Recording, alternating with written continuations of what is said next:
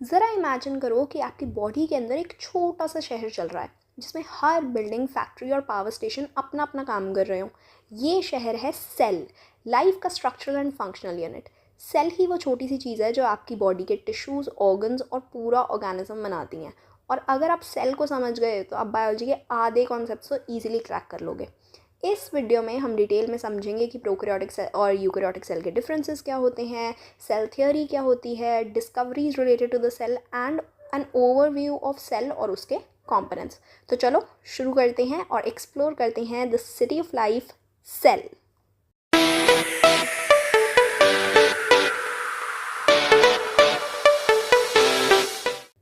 Cell, the unit of life. Before starting with the chapter, let's first discuss the intro part. Why are we discussing the intro part? Because NEET 2025 में इसी intro से एक question आया हुआ था और काफ़ी बच्चों ने वो question छोड़ा है क्योंकि उन्होंने properly नहीं पढ़ी थी ये introduction। चलो let's start discussing. Biology is the study of living organisms, ये हम सबको पता है। जैसे जैसे हमने डिटेल डिस्क्रिप्शन पढ़ी अलग अलग ऑर्गेनिजम्स की, उनकी फॉर्म की, उनकी अपीयरेंस की, तो हमने देखा कि वहाँ पर बहुत ज़्यादा डाइवर्सिटी है। सारे ऑर्गेनिजम्स जो हैं वो बहुत अलग अलग तरीके के हैं, लिविंग ऑर्गेनिजम्स। लेकिन सेल थियरी ने ये एम्फोसाइज़ किया कि भैया अगर आप अंडरलाइन देखोगे तो दे आर ऑल यूनाइटेड। ठीक है, सब सेल के ऑर्गेनाइजेशन से ही बने हुए हैं।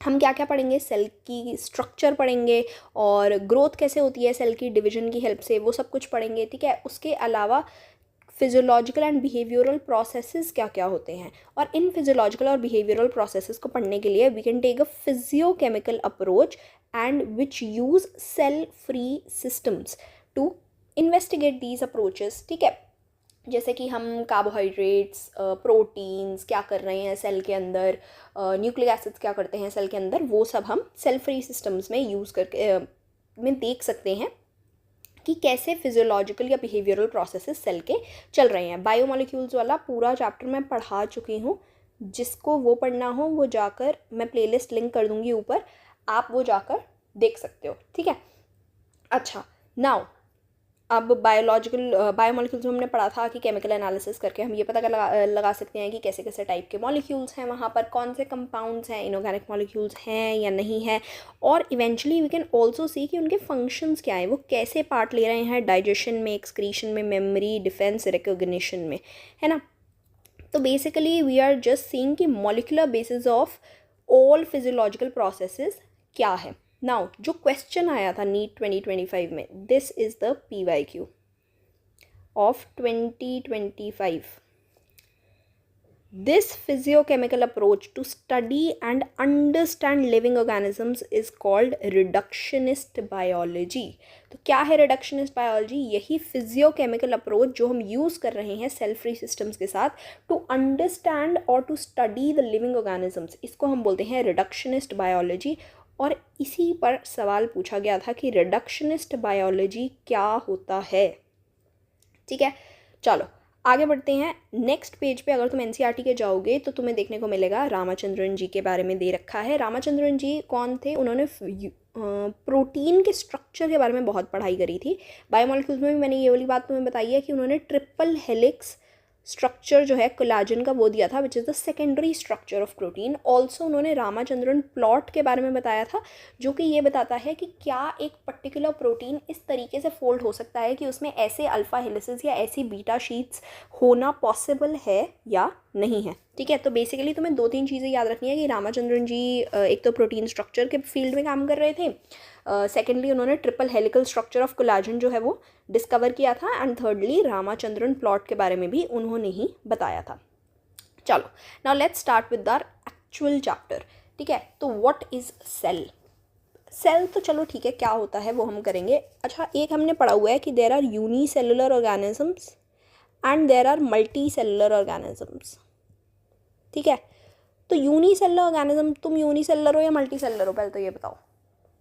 मल्टी सेलुलर हो, ऑब्वियसली बहुत सारे सेल्स के बने हुए हो तुम, है ना। और यूनिसेलुलर ऑर्गेनिजम्स, यूनी का मतलब ही सिंगल होता है, तो सिंगल सेल का बना हुआ होता है। तो एक ऐसा ऑर्गेनिजम्स जो सिंगल सेल का बना हुआ है, ठीक है, that is also capable of independent existence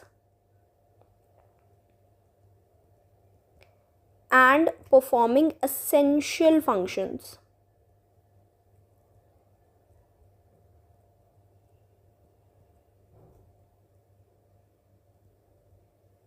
ठीक है।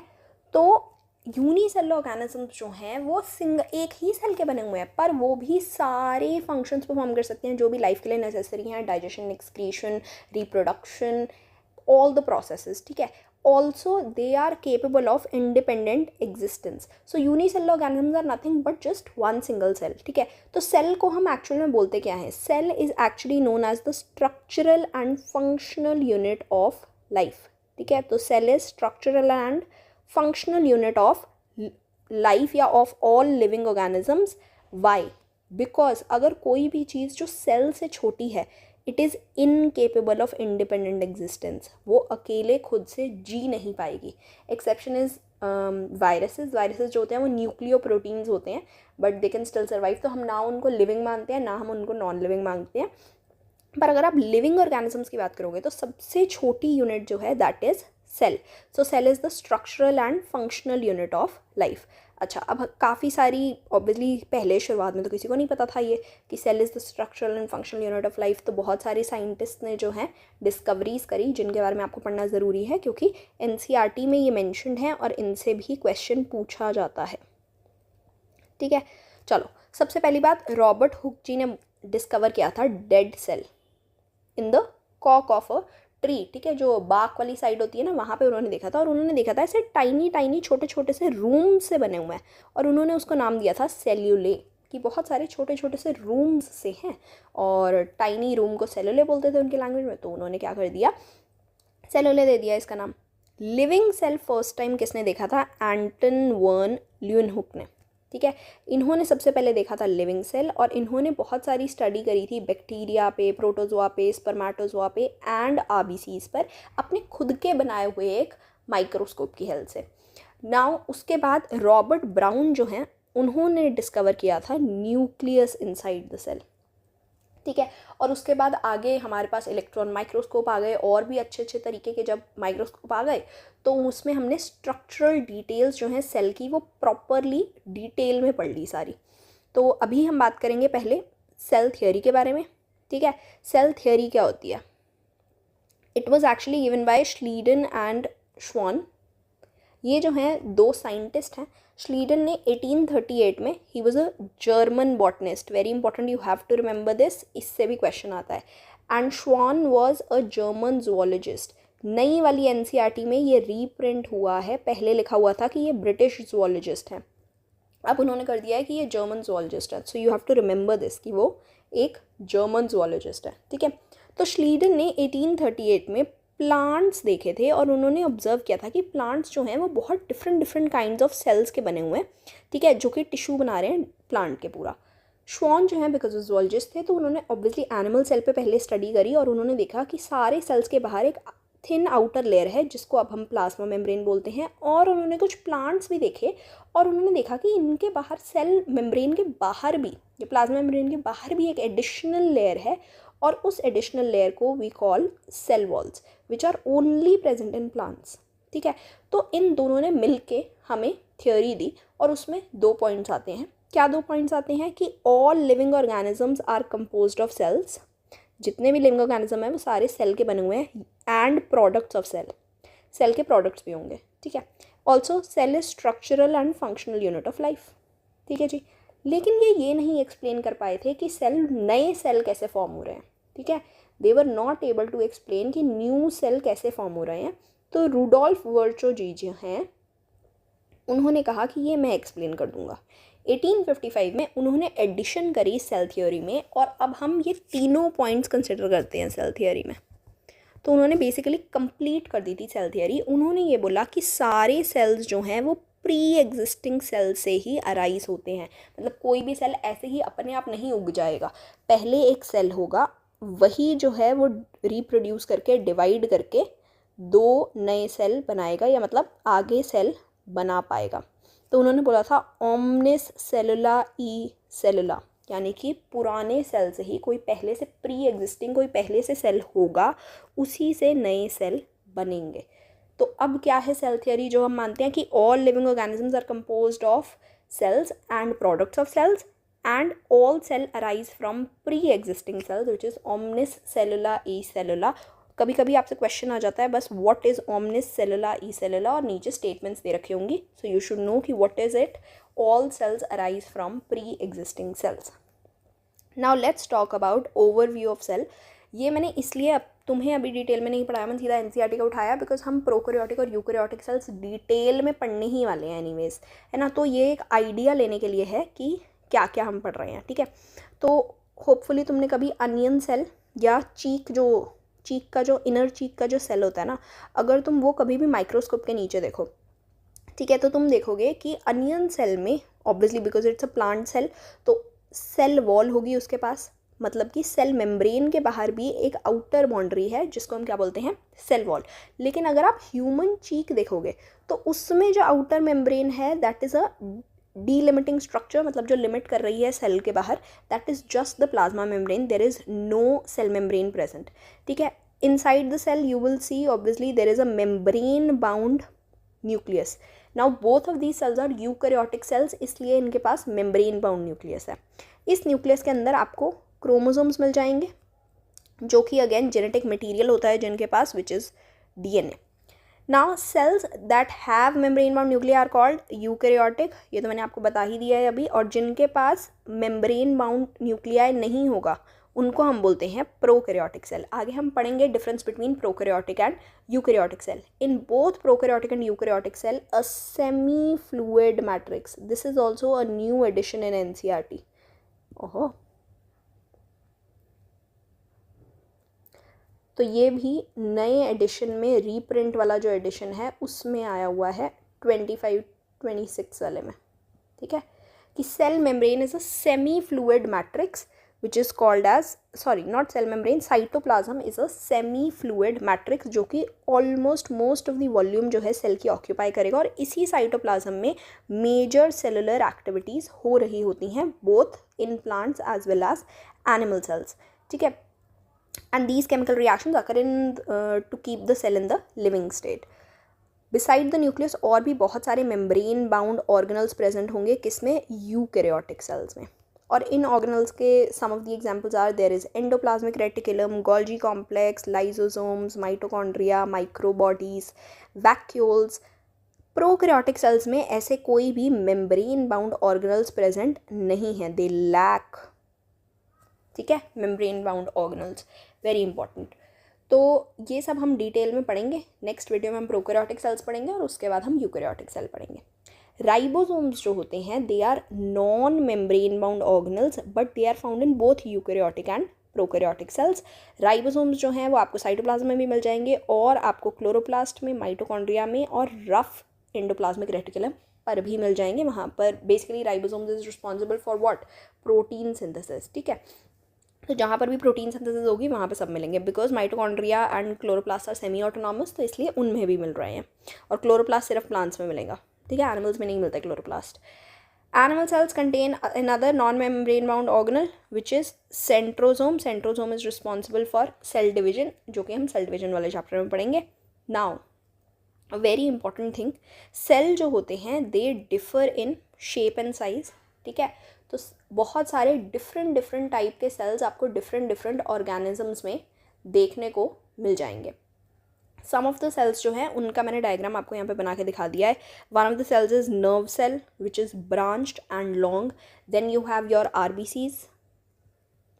आरबीसीज कैसे होते हैं, अगर आप सरफेस व्यू देखोगे तो दे विल बी राउंड, लेकिन अगर आप साइड से देखोगे उनको तो वो आपको बाइकनकेव दिखेंगे. Then you have columnar sales.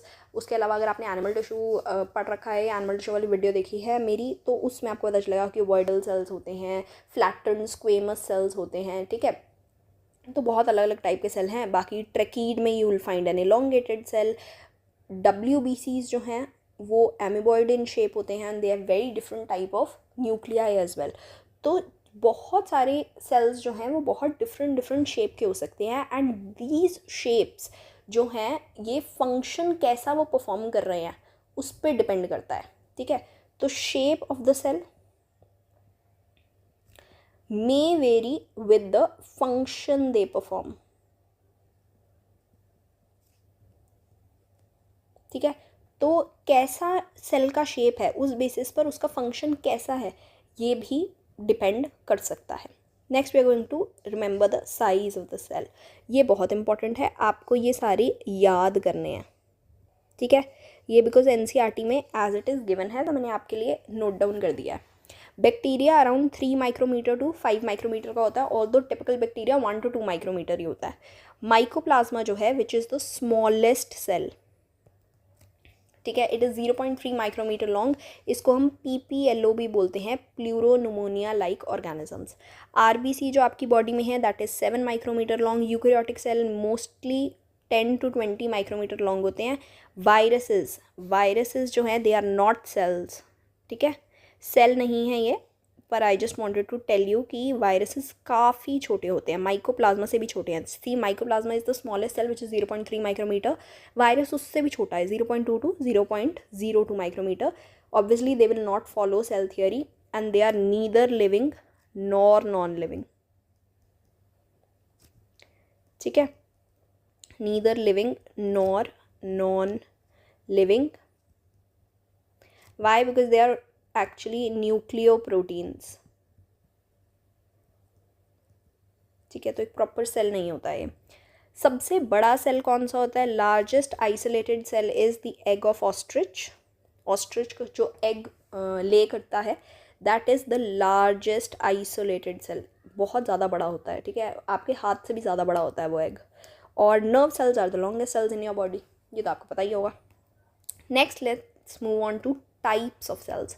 2 types of cells हैं, prokaryotic and eukaryotic cells. I hope everybody knows this. Prokaryotic cell, pro का मतलब क्या होता है? प्रिमिटिव, पुराना.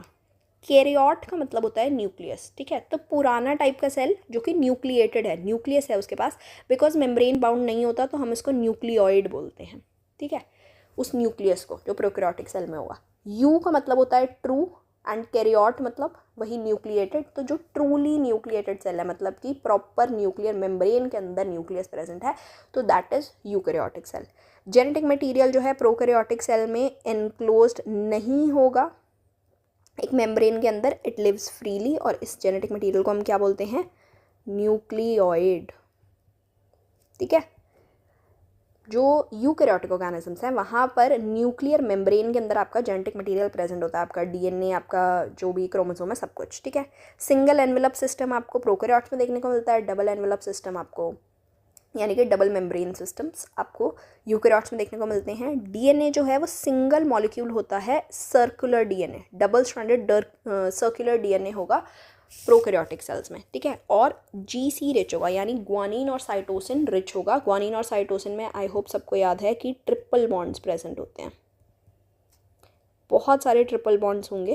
एंड GC रिच रीजन्स बहुत सारे होते हैं. हिस्टोन्स जो होते हैं वो एब्सेंट होते हैं. हिस्टोन्स जो होते हैं दे आर पैकेजिंग प्रोटीन्स जो कि डीएनए की फोल्डिंग में काम आते हैं.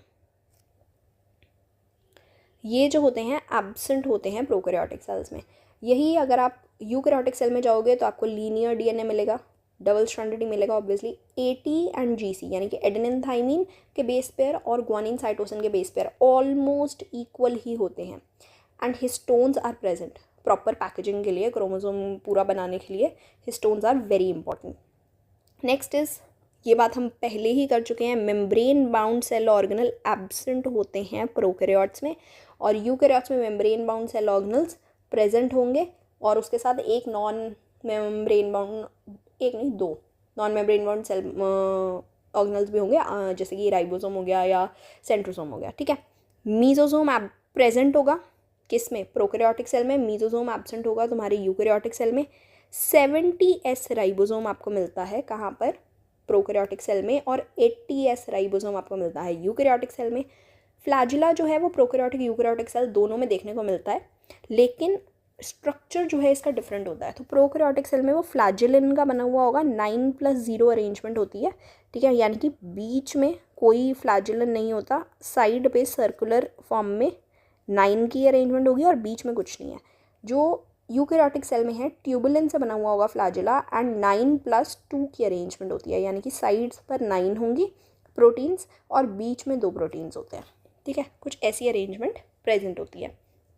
यही था बस, और कुछ भी नहीं है. बाकी हम नेक्स्ट वीडियो में पढ़ेंगे कि प्रोकैरियोटिक सेल क्या होते हैं डिटेल में, ठीक है. तो आई होप कि आपको ये वीडियो पसंद आई हो. अगर पसंद आई है तो make sure to hit the like button and share this video and subscribe to the channel. ठीक है, चलो मिलते हैं अगली वीडियो के साथ. Follow for more and bye bye, good night, thank you.